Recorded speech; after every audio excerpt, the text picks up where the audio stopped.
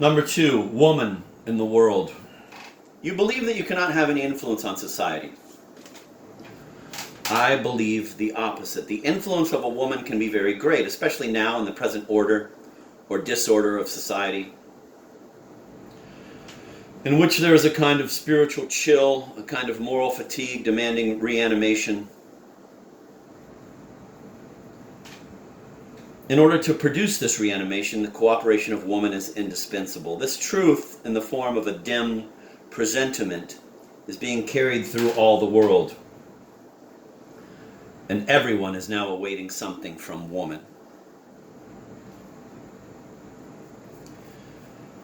Leaving all others aside, let us look at our Russia, and in particular at that which among us is so often before our eyes: the multitude of abuses of all kinds. It is obvious that the major part of the bribes, of the injustices in the service, and other similar things of which both our functionaries and non-functionaries of all classes are accused, proceeded either from the extravagance of wives who are avid to shine in both high and low society, and for that demand money from their husbands, or from the emptiness of their domestic lives, which they have devoted to some ideal dream rather than to the substance of their duties, which are more beautiful and elevated than all their dreams.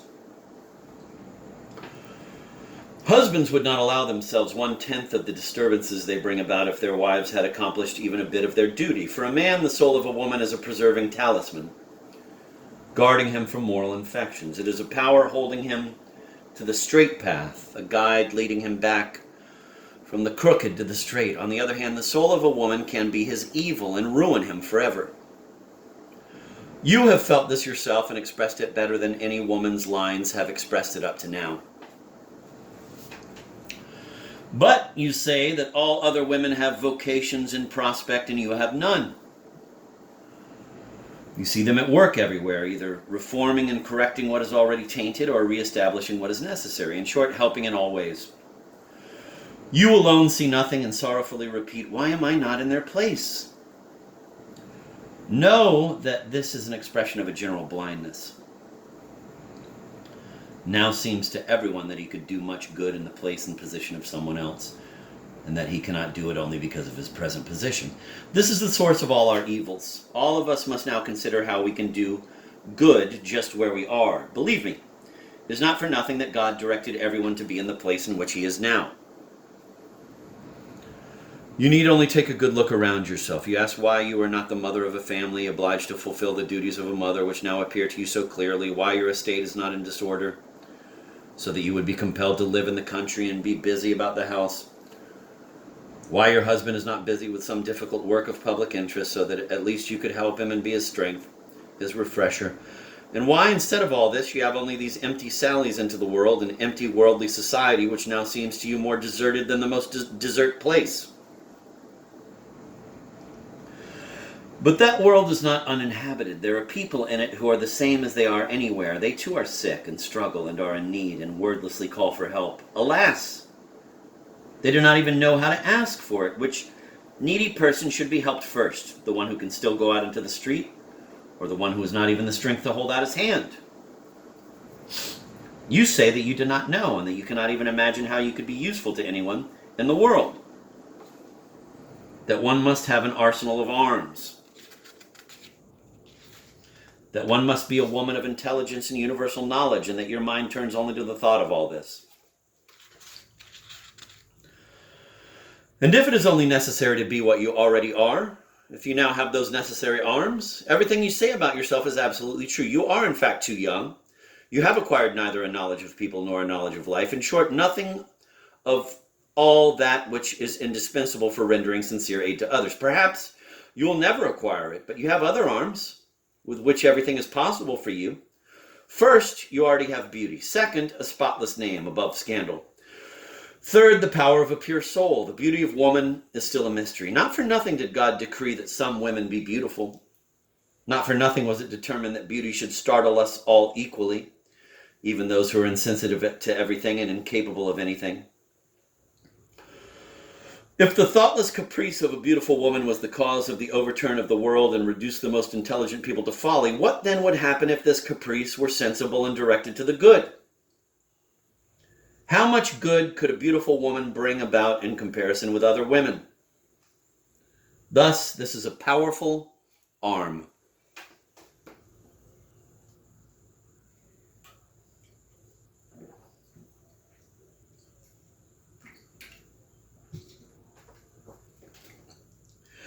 But you have a still more sublime beauty. The pure fascination of a special innocence which belongs to you alone, which I do not know how to define in words, but in which your tender soul shines forth to everyone.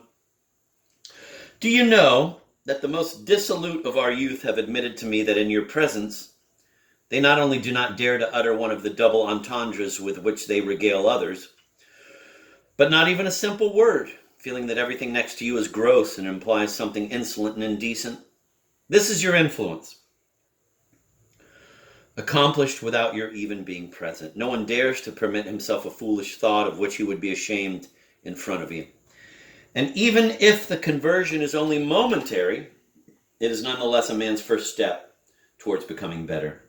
In this way, also, your arm is powerful. In addition, you already have in you, established by God in your very soul, an aspiration, or as you might call it, a thirst for the good. Do you rather think that it is for nothing that you are inspired by this thirst which does not leave you tranquil for a moment? Hardly have you taken in marriage a man of nobility, of intelligence, one who has all the qualities to make a wife happy, then instead of immersing yourself in your domestic happiness, you torment yourself with the idea that you are unworthy of such happiness, that you do not have the right to enjoy it when all around you there is so much suffering. When at every moment you hear news of all kinds of disasters, famine, fire, insupportable spiritual trials and tribulations, and fearful mental sicknesses with which our generation is infected. Believe me, it is not for nothing. Whoever has in his soul such celestial unease in regard to people, such angelic depression about them, even in the midst of his amusing diversions, can do much, really much for them. His career is everywhere because people are everywhere. Do not flee the world in the midst of which you are destined to be. Do not quarrel with Providence. In you lives that supernatural power which the world now needs.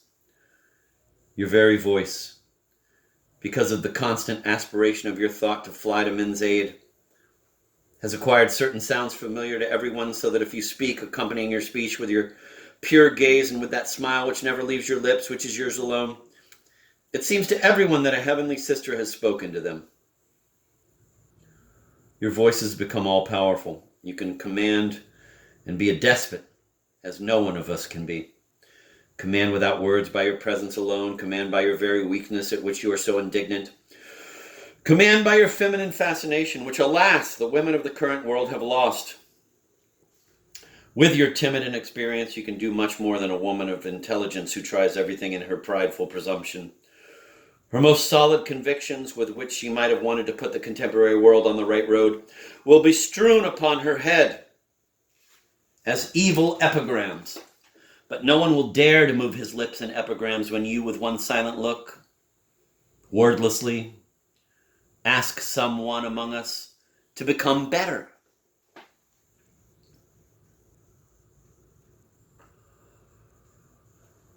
Why are you so frightened to talk of worldly debauchery? Certainly it exists, and in even greater measure than you think, but you may know about it. Is it for you to fear the pitiable temptations of the world? Fly to the world boldly, with the radiance of your smile. Enter into the world as into a hospital filled with sufferers, but not as a doctor who bears stern prescriptions and bitter medicines. It is not for you to examine who is sick with what sickness. You are not capable of diagnosing and of curing sicknesses. And I will not give you the advice which it would be fitting for me to give to another woman capable of it. Your duty is only to bring your smile to a sufferer, and that voice in which a man hears his sister flying to him from heaven, and nothing more. Do not stay too long among some.